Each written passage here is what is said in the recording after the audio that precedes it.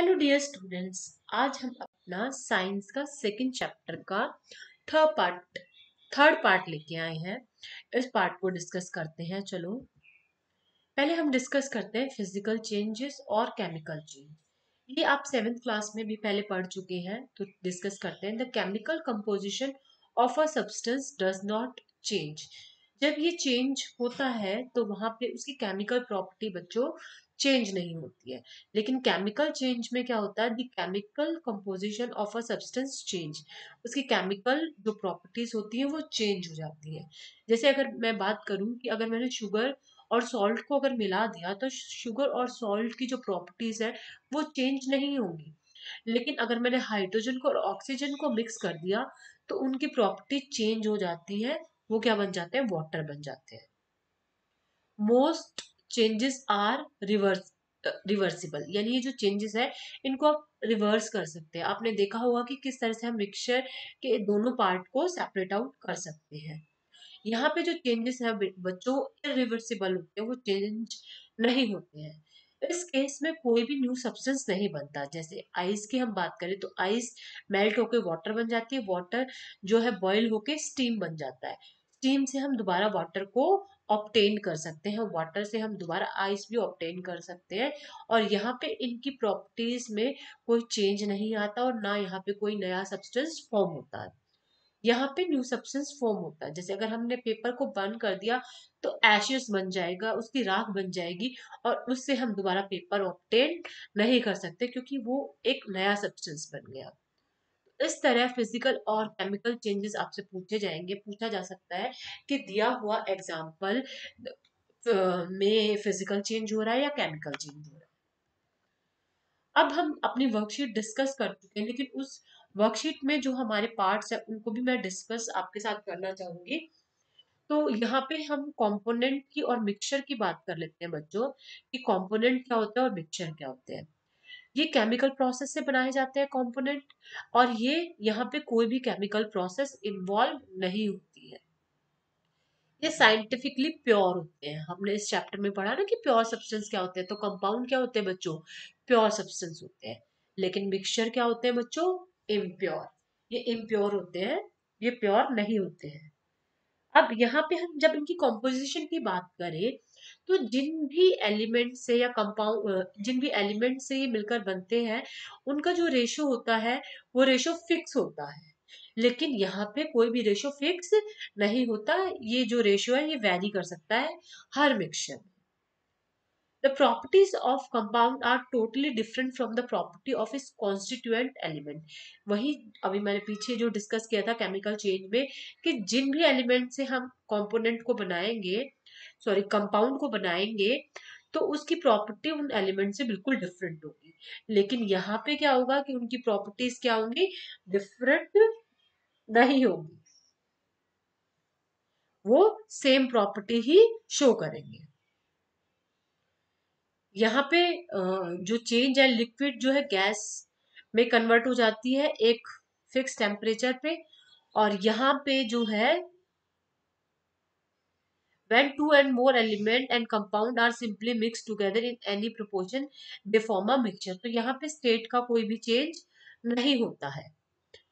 यहाँ पे हम बात करते हैं कि इनको सेपरेट करने के लिए हमें केमिकल प्रोसेस की जरूरत होती है, लेकिन यहाँ पे इन्हें सेपरेट करने के लिए हमें फिजिकल प्रोसेस की जरूरत होती है। कुछ यहाँ पे एग्जांपल दिए हुए हैं, जैसे वाटर है, कॉमन सॉल्ट है, these are the example of component. Mixture के जो बहुत सारे एग्जांपल है मैंने आपको पहले भी डिस्कस किया था।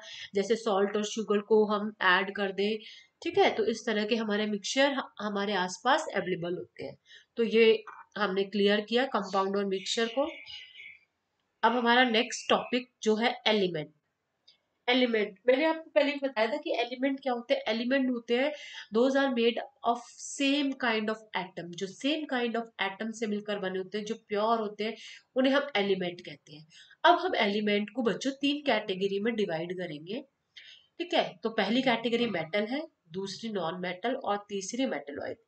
इनके सबसे पहले जो है हमें इनके एग्जाम्पल जो है अच्छे से आने चाहिए, जो कि बच्चों को याद नहीं रहते। कि आपसे जैसे पूछा जाए कि मेटल क्या है, क्योंकि आप 8th क्लास में भी इसको पढ़ चुके हैं कि मेटल क्या होती है, ठीक है। और मेटल के कुछ एग्जाम्पल, तो मेटल के एग्जाम्पल है जैसे गोल्ड, सिल्वर, आयरन, एल्यूमिनियम, ये हमारे क्या है मेटल।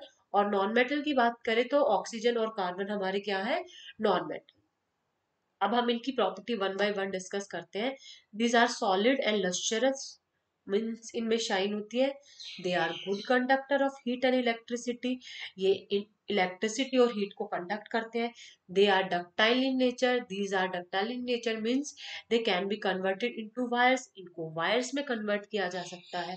जैसे आप गोल्ड, कॉपर, एल्यूमिनियम को देखते हैं, उनके वायर्स हमारे घरों में भी अवेलेबल होते हैं एल्यूमिनियम कॉपर के। These are malleable in nature, malleable means बेटे जिसको हम बीट कर करके शीट्स में कन्वर्ट कर सकते हैं। जैसे आयरन, गोल्ड और कॉपर को जब हम बीट करेंगे तो उनसे क्या बन जाती है शीट्स बन जाती है। दीज आर सोनारस, सोनारस मीन्स जब हम किसी को हिट करें तो वहां से साउंड प्रोड्यूस हो, रिंगिंग साउंड प्रोड्यूस हो, इसे हम इसी प्रॉपर्टी को हम सोनारस कहते हैं। अब इसके अपोजिट हम डिस्कस करते हैं किसको नॉन मेटल को। लेकिन आप मेटल के कम से कम 3 से 4 एग्जाम्पल जरूर याद करें जो मैंने बताया था, गोल्ड, सिल्वर, आयरन, एल्यूमिनियम। अब हम बात करते हैं नॉन मेटल की। तो इनकी प्रॉपर्टी जो है मेटल से अपोजिट होती है। नॉट लस्चरस, इनमें जो है लस्चर नहीं होता, शाइन नहीं होती। They are bad conductor of heat and electricity, they are not malleable, not ductile, ये मेलेबल भी नहीं होते हैं। इनको आप क्या नहीं कर सकते, आप इनको शीट्स में कन्वर्ट नहीं कर सकते, आप इनको वायर्स में कन्वर्ट नहीं कर सकते, क्योंकि जब आप इनको बीट करेंगे तो ये क्या हो जाएंगे टूट जाएंगे, और इसलिए हम इनको क्या कहते हैं they are generally brittle in nature, brittle होते हैं ये नेचर में। और ये सोनारस भी नहीं होते, ये साउंड प्रोड्यूस नहीं करते हैं। जब इनको हिट किया जाता है तो on heating they can't produce ringing sound. Generally non metal exist in liquid और गैसियस स्टेट, ये लिक्विड और गैसियस स्टेट में पाए जाते हैं। और इनके कुछ एग्जांपल है हाइड्रोजन, कार्बन, आयोडीन, ब्रोमीन और क्लोरीन।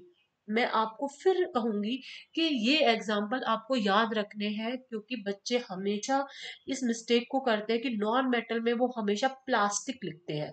प्लास्टिक नहीं लिखना है, आपको लिखना है hydrogen, carbon, iodine, bromine and chlorine. तो प्लीज इस बात पे ध्यान दें और नॉन मेटल के एग्जाम्पल अच्छे से याद करें। उसके बाद हमारी थर्ड कैटेगरी होती है मेटलॉइड। क्या होता है जिसमें मेटल की भी प्रॉपर्टी हो और नॉन मेटल की भी। The element which have intermediate property between those of metal and non metal, they are called metalloid. कुछ प्रॉपर्टी मेटल की होंगी इनके पास और कुछ नॉन मेटल की। ठीक है, तो इसके एग्जाम्पल भी बहुत अच्छे से लर्न करने हैं। इनके एग्जाम्पल है बच्चे बोरोन, सिलिकॉन और जर्मेनियम। तो ये आपका चैप्टर यहाँ पे कंप्लीट हो गया बच्चों। और इस चैप्टर को आपको अच्छे से लर्न करना है, अच्छे से पढ़ना है, और फिर भी कोई डाउट है तो मुझसे पूछना। वीडियो देखने के लिए थैंक यू सो मच।